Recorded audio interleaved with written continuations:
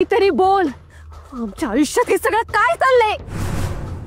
अरे असं गप्प राहू नकोस, काहीतरी बोल, सांग. वहिनी बस, वहिनी बस. शिवशक्ती आली. काय काय? शिवशक्ती आली. शिवशक्ती आली?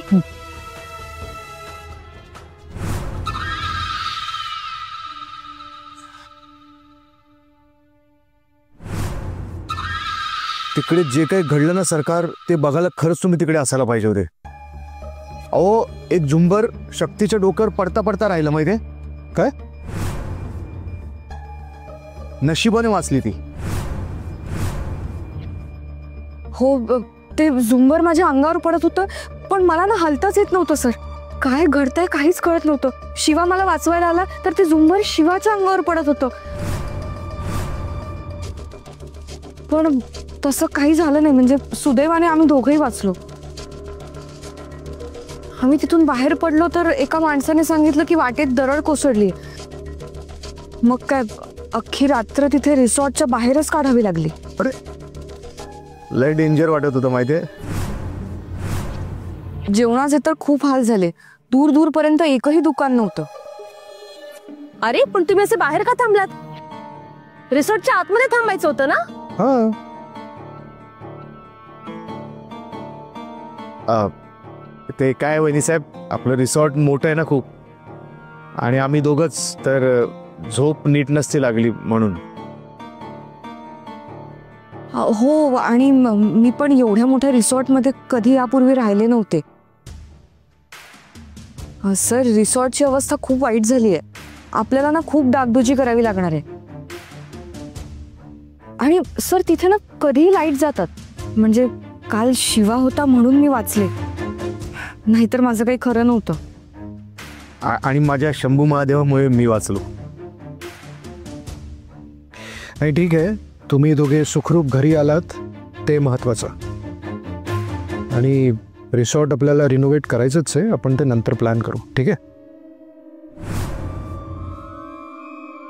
चला कामाला लागूया. सर, आणखी एक गोष्ट सांगायची होती. काय? तिथे रिसॉर्टमध्ये ना वरच्या रूम मध्ये एक मूर्ती आहे.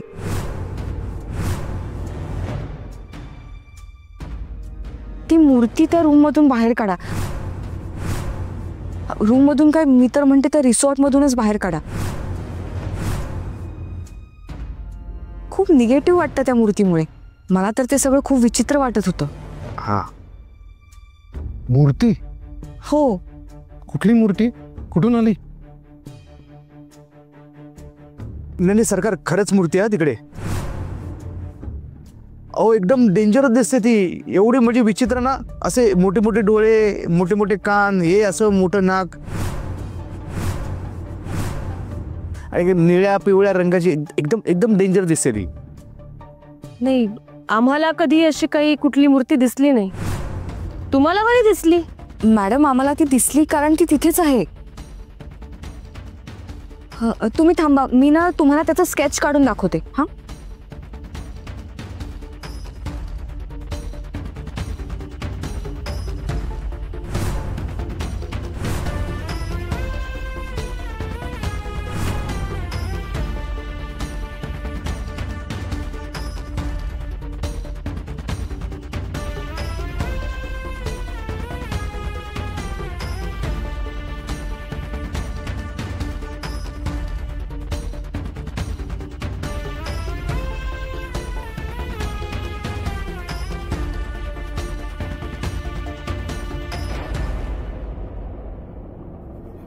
सर बघा.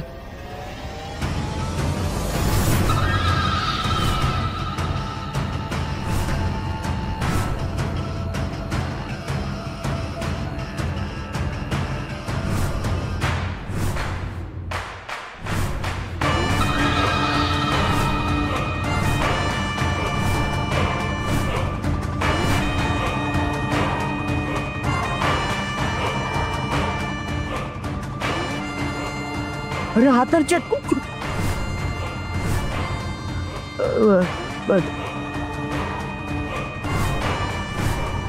चेटूक मेटूक चवळी चटक चवळी झाली गोड गोड चेटूक मेटूक असू शकतं नाही का? ते खेळात वगैरे असतं ना तसं काहीतरी असेल ते चेटूक मेटूक. हो मलाही तसंच वाटतंय. मला असं वाटतं हा जादू टोणा वगैरेचाच प्रकार आहे.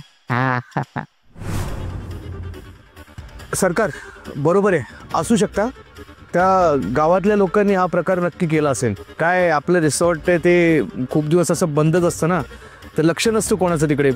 तर हे नक्की झालं असेल, म्हणजे केलं असेल त्यांनी असं. आम्ही बघतो ह्याचं काय करायचं ते. तुम्ही जा आपापली कामं करा.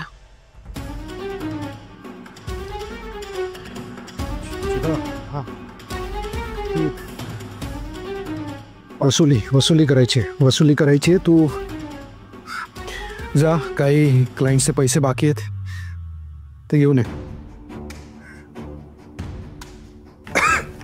सरकार बरं वाटतं ना? हां मी ठीक आहे भाई.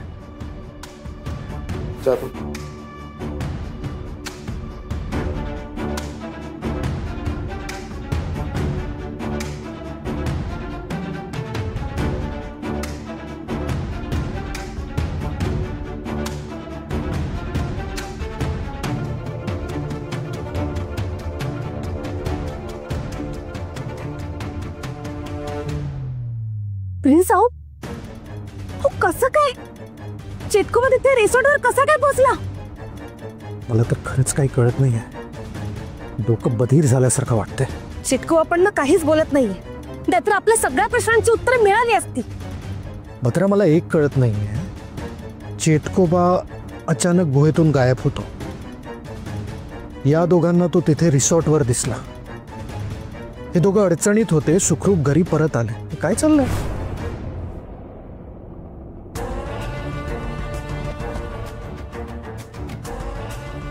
हो आता लक्षात आलं माझ्या.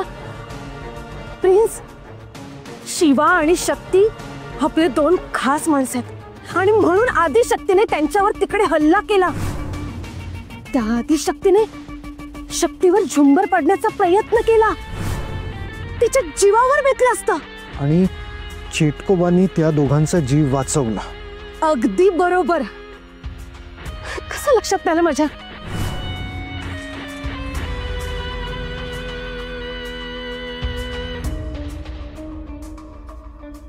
याचा अर्थ माझा चेटकोबा जागृत आहे. तो शांत बसलेला नाहीये. तो त्या देवीशी दोन हात करायला खंबीर आहे. कसं लक्षात नाही आलं माझ्या? आणखीन एक प्रिन्स, शिवा आणि शक्ती आपल्या विश्वासातली माणसं आहेत. आदिशक्तीने त्यांच्यावर हल्ला केला म्हणजे ते आपले सच्चे प्यादे आहेत. आपले एक्के आहेत हे सिद्ध झाले. प्रिन्स आता त्यांची काळजी घेतली पाहिजे. या देवीच्या कटकारस्थानापासून ना त्यांना लांब ठेवलं पाहिजे. येते लक्षात? बरोबर बोलतेस तू. अगदी बरोबर बोलतेस तू.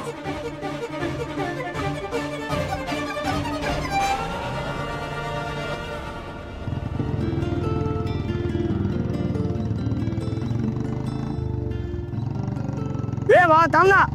ते थांब ना. काय रे, काय आलं? ऐक ना, ऍक्च्युली मला बोलायचं आहे तुझ्याशी. जे काय बोलायचं ते पटकन बोल, माझ्याकडे वेळ नाहीये. वसुलीला जायचंय मला. म्हणजे कसं सांगू ना तेच कळना झालंय. तोंडाने सांग. आता काय तुझं लाजड्या बघायला थांबवलंस मला? हा, मस्त लाजतोस तू. नाही ऐक ना, म्हणजे खरंच कसं सांगू ते कळना झालंय ना रे बाबा. सांगतो का तर निघू? नाही ऐक ना सांगतो ना. म्हणजे भावा कसं आहे, हे बघ, मी माझं मन घट्ट केलंय. मी एक निर्णय घेतलाय की यापुढे आयुष्य मार्गी लावायचं. अरे म्हणजे किती दिवस ना बॅचलर सारखं एकटं एकटं आयुष्य जगायचं. इथून पुढे आयुष्यातला टाइमपास बंद, मित्रांबरोबर हुंदडणं फिरणं सगळं बंद. आणि भावा म्हणजे आय एम सॉरी, यापुढे मी तुला जास्त वेळ देऊ शकणार नाहीये. म्हणजे आपल्या दोस्तीमध्ये अंतर येणार आहे. म्हणजे अरे यार कसं सांगू तुला, म्हणजे तोंडाने सांगतो, ऐक ना. मी त्या भावा मी ना त्या श्रद्धा मॅडम आहेत ना, मी माझ्या मनातलं सगळं श्रद्धाला सांगणार आहे. I might tell her everything माझ्या मनातलं. आज मी तिला आय लव्ह यू बोलणार आहे बाबा. काय? अरे हो बाबा, म्हणजे मी मनापासून ठरवलंय सगळं. म्हणजे खरं तर ना मी तिला लग्नासाठीच विचारणार आहे. हो, पण लग्नानंतर सुद्धा मी तिचं शिक्षण पुढे तसंच चालू ठेवणार आहे बरं का. अरे भावा, म्हणजे लग्नानंतरचं सगळं प्लॅनिंग, सगळा आराखडा माझ्या मनात तयार आहे. म्हणजे बघ ना, माझं आणि श्रद्धाचं लग्न होणार. ती, मी आणि आमचा छोटासा संसार.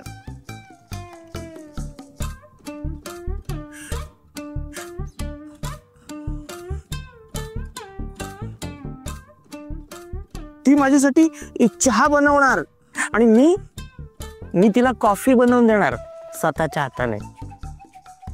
घरातल्या कामात ती मला मदत करणार आणि मी तिला मदत करणार. म्हणजे बघ ना, दोघं मिळून घरातली कामं करणार. आणि मग पुढे जाऊन कधीतरी आम्हाला मुलं होणार. कधीतरी काय, म्हणजे मुलं होणारच ना. अरे शी केली. आणि मग एक मूल या कडेवर आणि एक मूल या कडेवर, आणि हातात हात घालून सौभाग्यवती. आम्ही सगळे असे चालत चालत दर रविवारी चौपाटीवर जाणार. ए भावा, अरे कुठं हरवला? हा, काय काय काय बोलत होता तू? मी काय म्हणतो माहितीये का, आपल्या डोक्यात एक सुपर आयडिया आलेली. म्हणजे कसं बघ ना, तू शक्ती मॅडमशी लग्न करणार, मी श्रद्धाशी लग्न करणार. मग आपल्या दोघांचं लग्न आपण एकाच मांडवात करूया ना, म्हणजे खर्च वाचेल ना भावा. आणि दुसऱ्या दिवशी पेपरात फ्रंट पेजवर मोठी हेडलाईन येणार, 2 जिवलग मित्रांनी 2 जिवलग मैत्रिणींशी केला प्रेम विवाह. कशी आयडिया आपल्या सुपीक डोक्यातून आलेली. ए बिंडोक, कायच्या काय विचार नको करूस. चल मला निघू दे. भावा, तू तोंडाने बोलत नसलास ना तर तुझे डोळे आहेत ना ते सगळं सांगून जातायत. अरे तुझ्या नजरेतूनच कळतंय तुला शक्ती मॅडम आवडायला लागल्यात. तुझ्या मनात त्यांच्याबद्दल प्रेम जाग झालंय. कळतंय का तुला? ए काही नाही रे, खरं तेच सांगतोय मी. हे बघ, माझे डोळे आहेत ना, मला कधी दगा देणार नाही. सत्य काय आहे ना ते बरोबर हेरतात ते. आणखीन एक सांगू, त्या शक्ती मॅडम आहेत ना, मॅडम कसल्या रे, शक्ती वहिनी. त्या शक्ती वहिनींच्या डोळ्यात तुझ्याबद्दल प्रेम पाहिलंय मी.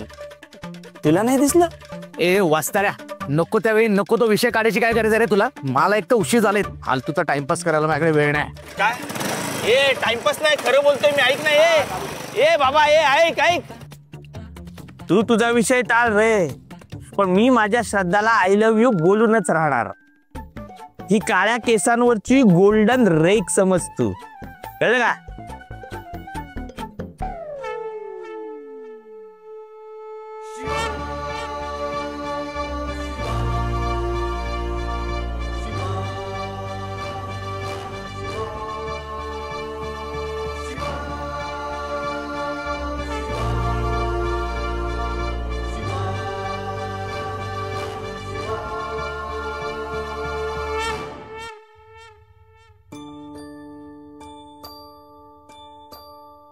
शंभू महादेवा, जरा बोलायचं होतं तुझ्याशी. म्हणजे काल परवापर्यंत नंद्या आणि वस्ताऱ्या माझ्या मनात शक्तीविषयी जबरदस्ती प्रेम भरवतायत असं वाटत होतं. उगाच माझं तिच्याशी नाव जोडतात असं वाटत होतं मला. पण काल जे काही घडलं ना त्याने मनच थाऱ्यावर नाही आता. कालचा दिवस आयुष्यात विसरू शकत नाही मी. मला सांग, कालच अचानक कशी काय ती दरड कोसळली? मी आणि शक्तीने त्या रिसॉर्टवर एकत्र राहावं म्हणून तूच ती दरड कोसळवलीस ना? हा, बरोबर बोलतोय ना? तुझ्याही मनात असंच आहे ना की मी आणि शक्ती एकमेकांसाठीच बनलोय? पण मला काय वाटतं माहितीये का शंभू महादेवा, तर मला काय वाटतंय, मी तुला सांगायची काय गरज आहे? तुला तर माझ्या मनातलं सगळं कळतंच की. पण तरी सुद्धा आज शक्तीच्या आधी तुला सांगतो, मी हे कबूल करतो की मला शक्ती खूप आवडते. माझा जीव जडलाय तिच्यावर. हा शिवा पहिल्यांदा कोणाच्या तरी प्रेमात पडलाय महादेवा. आता या शिवाची लव्ह स्टोरी तुझ्या हातात आहे महादेवा. तुलाच ती पुढे न्यायची. तुझं कायम लक्ष असू दे माझ्यावर आणि शक्तीवर पण. ओम नमः शिवाय. ओम नमः शिवाय. ओम नमः शिवाय.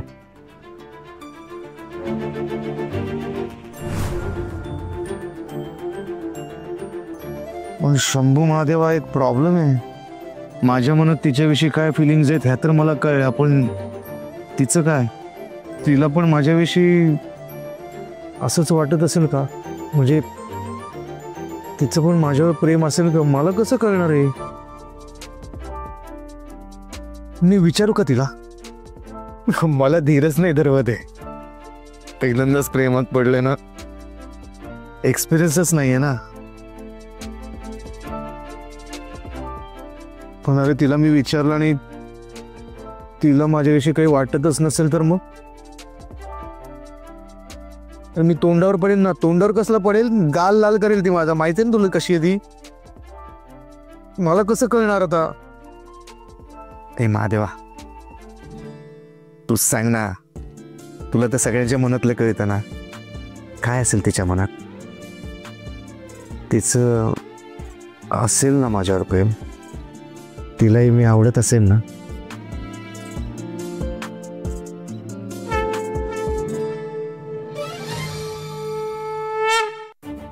शंभू महादेवा,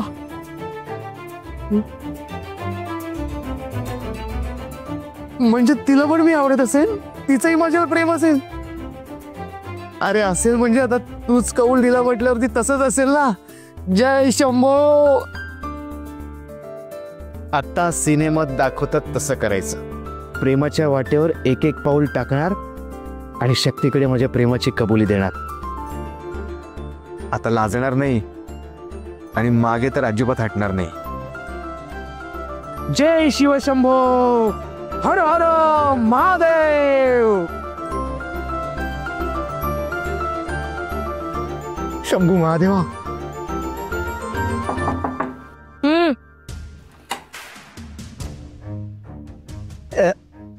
वहिनी बॉस, मला बोलवलं? सांगा ना काय काम आहे? ॲज अ होतकरू नेता म्हणून तुम्ही मला कठीणातलं कठीण काम सांगा, ते मी करायला तयार आहे. सांगा काय काम आहे?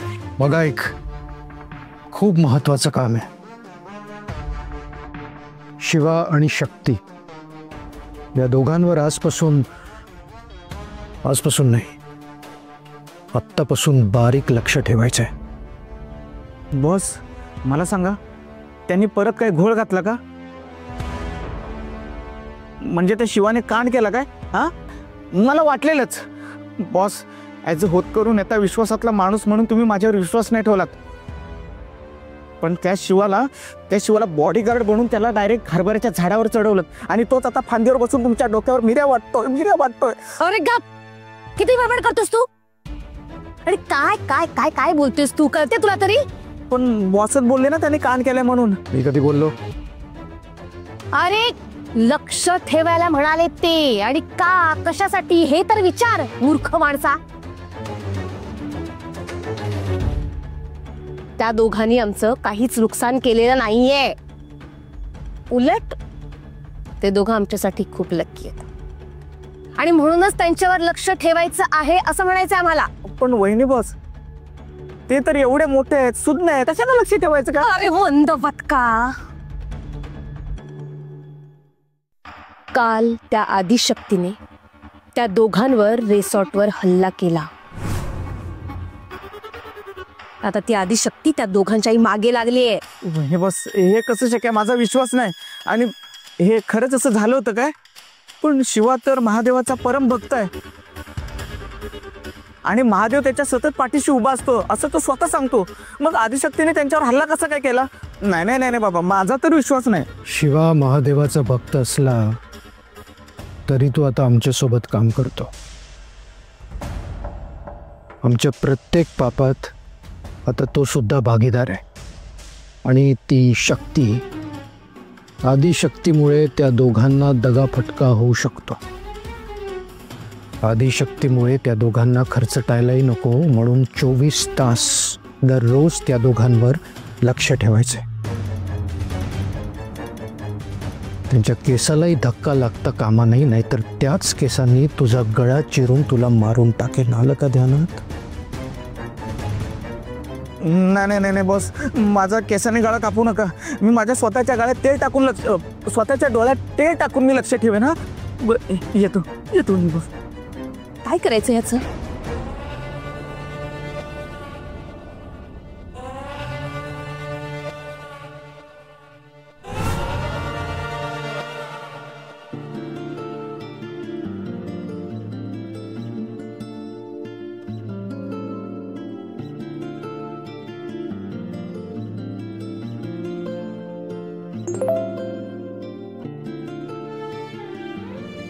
श्रद्धाचा मेसेज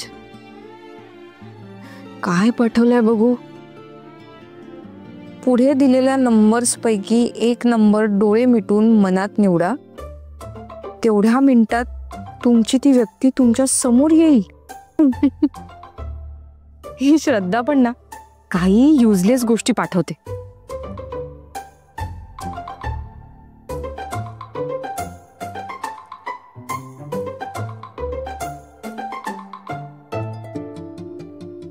खरंच असं होत असेल का? छे छे, असे नंबर्स मनात घेऊन डोळे मिटून आपल्याला आवडते ती व्यक्ती आपल्या समोर येऊन उभी राहिली असती ना, तर सगळ्यांनी आपल्या वर गेलेल्या लोकांना आठवलं असतं. पण असं होणं शक्यच नाहीये. पण गंमत म्हणून ट्राय करायला काय हरकत आहे? ट्राय करून बघते.